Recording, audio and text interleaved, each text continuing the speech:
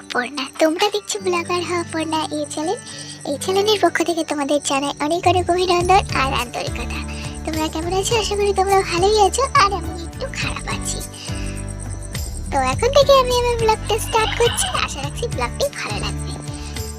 তো সকালে আজকে ঘুম থেকে উঠে দেখো নিজের একটু স্কিন কেয়ার করতে ব্যস্ত হয়ে পড়েছি।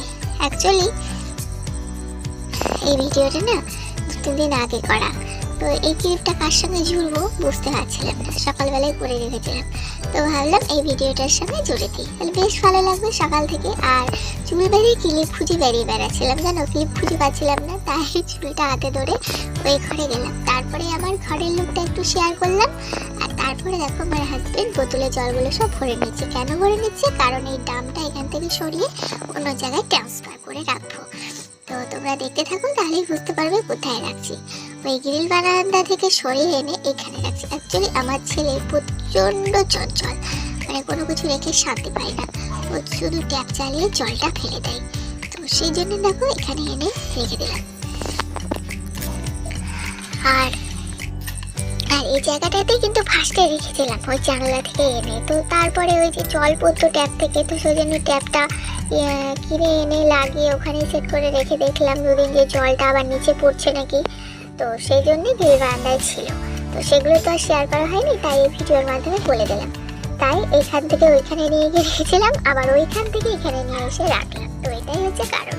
দেখো বোতলগুলো পাশে জায়গা আছে, তো এখানেই রেখেছিলাম, আর টুলটুল রাখার প্রয়োজন নেই। আর এই দেখো ফাইনাল লুকটা এরকম রাখছে রাখার পরে। তবে হ্যাঁ, এই জায়গাটায় যদি একটা পর্দা দিতে পারি তাহলে আমার ঘরের লুক পুরো চেঞ্জ হয়ে যাবে। আর চৌকিতে যদি একটা বিছানার চাদর পাতি, তো বিছানার চাদর পাতলে কি হবে বন্ধুরা, সেইটা আর খাওয়া দাওয়া হবে না, বারবার উল্টাতে হবে, তারপরে খেতে হবে, তারপরে মুছতে হবে, মানে এরকম একটা ব্যাপার। তো সেই জন্য আর আমি বিছানার চাদর পাতিও না। ছোট বাচ্চা আছে, বুঝতেই পারছো, যখন তখন এঁটো কাটা ওরা তো অত বুঝে না, তো মাখিয়ে রেখে দিলেই হলো, তখন আমার কাজটা বেড়ে যাবে। তো অ্যাকচুয়ালি সেই জন্য আর আমি চাদরটা পাইনি। আর এই হলো আগের দিন রাত্রেবেলায় একটা বাড়িতে নিমন্ত্রণ ছিল, তো কীর্তনের। তো কীর্তনে খাইয়েছিল খিচুড়ি আর খাইয়েছিল আলুর দম।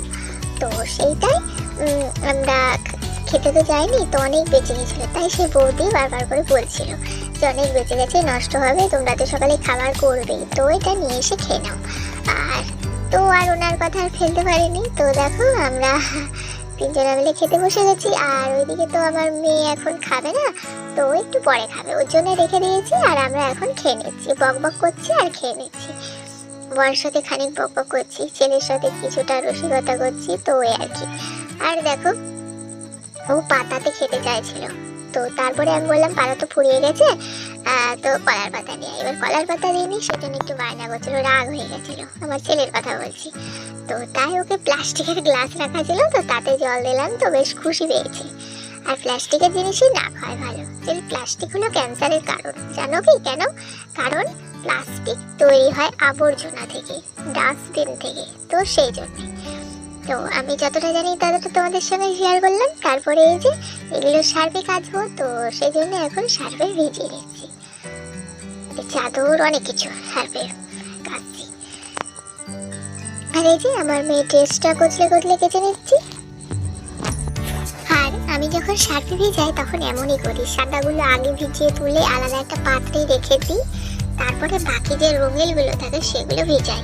তো এইভাবে ভিজালে কি হয় বলো তো বন্ধুরা, ওই রঙগুলো লেগে যায় না সাদাতে। নাহলে আগে কিন্তু আমি প্রচুর ভুল করেছি, সার্ফে কাচতেও জানতাম না যে কার সাথে কীভাবে কি ভিজাতে হবে, রঙিনটা আগে আর সাদাগুলো আগে।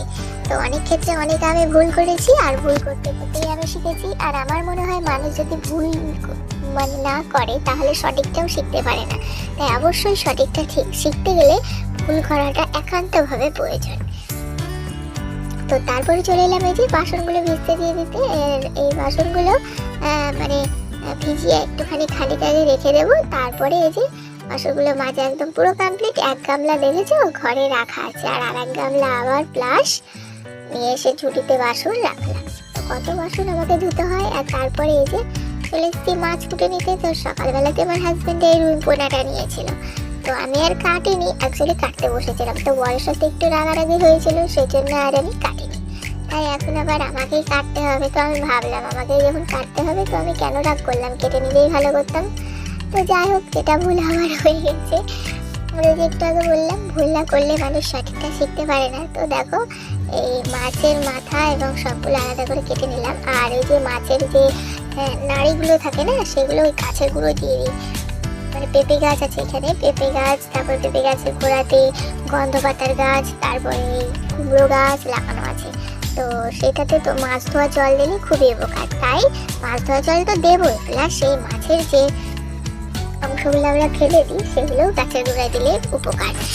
তো তোমাদের গাছে যদি ফল না ধরে থাকে তাহলে এই টিপসটি অবশ্যই ফলো করতে পারো, তাহলে কিন্তু গাছে ফল ধরে। তো যাই হোক, অনেক টিপস দিয়ে ফেললাম, এখন আমি চলে এসেছি সার্ফে কেচে দিতে। তো ফার্স্টে সাদাগুলো যেমন ভিজিয়েছি আগে, তেমন আগে সাদাগুলো কেচেও নিলাম। কেচে নিয়ে সাইড করে রেখে দিলাম, তারপরে বাকি সব রঙের কাপড়গুলো কেচে নিলাম। তারপরে এখন চলে এসেছি এই সার্ফের যেগুলো কেচেছিলাম সেগুলো মেলে নিতে। আর দেখছো কি রোদের তাপ, দারুণ রোদের তাপ, আর এক রোদে শুকিয়ে গেছিলো। আর ওই যে আমার মেয়ের লেপটা একটু রোদে দিয়ে দিয়েছি, আর তারপরে গামছাটাও সার্ফে ভিজিয়ে দিয়েছিলাম, বেশ ভালো কিন্তু পরিষ্কার হয়েছে। আর এই যে চাদরটা এখন এই সাইডে মেলে দিচ্ছি। তো এভাবেই আমি অ্যাডজাস্টমেন্ট করে মেলে দিই। গরমকালে যদিও বা অসুবিধা হয় না, বাড়িতে যা রোদ পড়ে তাতে এই জামা কাপড়গুলো শুকিয়ে যায়। তো শীতকালে প্রচণ্ড পরিমাণে অসুবিধা। এখন গরমের আভাস পুরোপুরি পড়েনি, হালকা ঠান্ডা হালকা গরম। তা তো যেহেতু বেলা বড় হয়েছে এবং রোদ্রুটাও ছেড়েছে, তো সেই জন্য বাড়িতে বেশ খানিক রোদ্রু হচ্ছে, বেশ ভালোই হচ্ছে তাতে। তো তারপরে দেখো, স্নান কমপ্লিট করে আজকে রান্না করতে চলে এসেছি। মানে প্রত্যেক দিন রান্না করে স্নান ধান করি, আজকে একদম সনাতন শাস্ত্রের নিয়ম অনুযায়ী কাজ করলাম। আগেকার দিনে ঠাকুমারা স্নান না করে জানো তো রান্নাঘরে ঢুকতে দিত না। তো সেই টিপসটি আজকে আমার ক্ষেত্রে ফলো করা হলো। ওই যে বলে ভগবান যা করে মঙ্গলের জন্য করে, আমি যেটা মানি, যেটা বিশ্বাস করি, সেটাই তোমাদের বললাম। তো যাই হোক, সকালে খিচুড়ি খেয়েছিলাম, রান্নার ঝামেলা ছিল না, তো সেই জন্যে কাঁচাকুচিগুলো কেটেই নিলাম, তারপরে রান্না করলাম, এটাই হচ্ছে কারণ। আর তারপরে এই যে বাঁধাকপির ঘন্ট করবো, তা এখন কেটে দিচ্ছি। আর এই বাঁধাকপিটা অনেক কদিন হয়ে গেছিলো আনা, জানো তো, শীতকাল বলে কিন্তু ভালো ছিল, ফ্রিজ নেই তবু স্টোরেজ করে রাখা। ভাবতে পারছো, একদম সুস্থ স্বাভাবিক, মানে তাজা নরম, বেশ ভালো ছিল বাঁধাকপিটা। তবে ওই যে সিজন চলে যাচ্ছে, এখন আর ভালো লাগছে না খেতে, একঘেয়েমি একটা ব্যাপার হয়ে গেছে, ফুলকপি বাঁধাকপি ফুলকপি বাঁধাকপি এরকম একটা। তো যাই হোক, যেহেতু এনেছে হাজবেন্ড, রান্না করতে হবে, টাকা দিয়ে কিনে এনেছে, তাই না ফেলে দেবো, নষ্ট করবো, আচ্ছা খেয়ে নিই। তো যাই হোক, মাছের ঝোলটা একদম পুরো কমপ্লিট। আজকে আর মাছের ঝোলটা পুরো ডিটেলসে শেয়ার করলাম না, মাছটার টেস্টটা খুব একটা ভালো ছিল না। তবে একটা কাকু পাড়ায় যে মাছ বিক্রি করতে আসে, দারুণ টেস্ট হয় ওনার মাছে, কিন্তু ওনার মতো টেস্ট কারোর মাছে কিন্তু আমি পাই না। তো যাই হোক, মাছের ঝোলটা নামিয়ে নিয়ে এখন চলে এসেছি বাঁধাকপির বড়াটা করতে। তো বেসন ঘরে ছিল না, মেয়েকে দিয়ে বেসনটা আনিয়ে নিয়েছি। তো এতে একটু চালের গুঁড়োও অ্যাড করে দিয়েছি যাতে ভালো লাগে, মচমচা হয়, তো সেই জন্যে পেঁয়াজ দিয়েছি। কিন্তু যদি একটু ধনে পাতা হতো তো বেশি ভালো হতো। এই কী করা যাবে, যেটা আছে সেটা দিয়ে অ্যাডজাস্টমেন্ট করে নিতে হবে। তো যাই হোক, দেখো বড়াগুলো এখন ভেজে তুলে নিলাম। আর বড়াগুলো ভেজে তুলে নেওয়ার পর একটুখানি তেল ছিল, ওতে কাঁচা লঙ্কা এবং এই 5 ফোড়ন দিয়ে আলুটা ভেজে নিচ্ছি। আলুটা ভেজে নিয়ে বাঁধাকপিগুলো দিয়ে দেবো। তো এইভাবেই আমি বাঁধাকপির ঘন্টটা করেছিলাম। তবে অবশ্যই এতে মটরশুঁটি হলে বেশি ভালো হতো। তো আমার যেহেতু মটরশুঁটি ছিল না, আর ঘুগনি করবো বলে না মটরটা ভিজানো ছিল, তো সেই জন্য কিছুটা মটর এতে দিয়ে দিয়েছি। তো সেটা আর শেয়ার করতে পারিনি, তাই তোমাদের ভিডিওর মাধ্যমে জানিয়ে দিলাম। তো দেখো, এই যে আমার বাঁধাকপির ঘন্ট পুরো রেডি। কেমন লাগছে আমার কাজকর্ম, আমার রান্নাঘর, অবশ্যই তোমরা কমেন্টের মাধ্যমে জানাবে। তো আমার রান্নাবান্না তো পুরো ডান, এবার খেয়ে নিলেই হলো। তো আমার প্রচণ্ড খিদে পেয়ে গেছে, তো তাই আমি খেতে বসে গেছি। আর খেতে বসেই খবর আসলো হাজব্যান্ড চলে এসছে, তাই আমাকে খেতে খেতে উঠে পড়তে হলো। উঠে পড়ে একদম হাজব্যান্ডের জন্যে ভাতটা বেড়েই নিলাম, বেড়ে নিয়ে ওকে খেতে দিয়ে দিলাম। তারপরে আমি খেয়েছিলাম। ও খেয়ে দিয়ে কাজে যাবে, যেহেতু কাজের মধ্যেখানে খেতে আসে, তো সেই জন্য খেয়ে দিয়ে কাজে যাবে, তাই আর আমি ওর সঙ্গে খেতে বসলাম না।